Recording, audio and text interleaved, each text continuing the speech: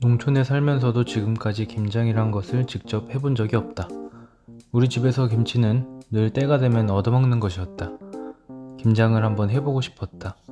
그래서 주변 어른들 김장할 때 가서 일손이 되기로 했다. 처음 방문했던 집은 이미 절인 배추가 있었고 속만 넣으면 되는 집이었다. 양도 적었다.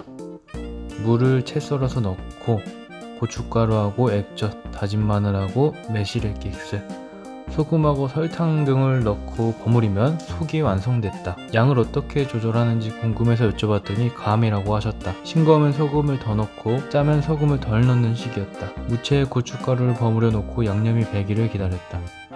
그동안 잠시 간식을 먹었다. 하다보니 무가 모자라서 주변 마트에 가서 얼른 달랑물을 사왔다.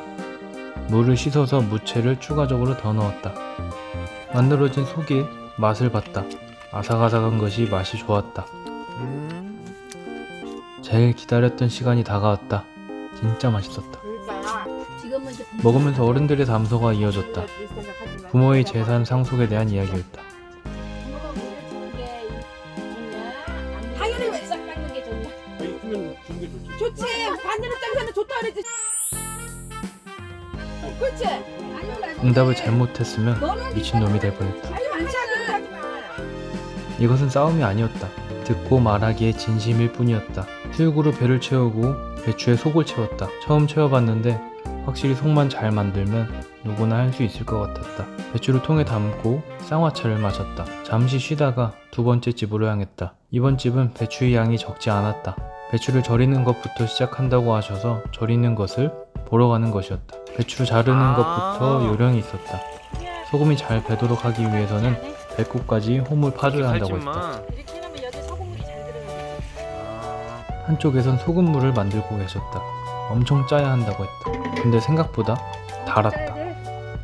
엄청 짜고.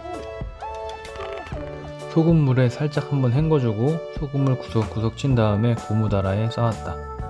이렇게 배추를 절이는 것이라고 그렇게 말씀하셨다. 하루가 지나면 숨이 푹 죽을 것이다.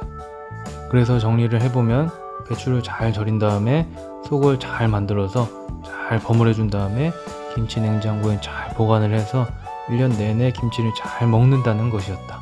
오늘 김장 체험을 해봤다. 그리고 너무 늦기 전에 아주 적은 양이라도 직접 김장을 해볼 예정이다.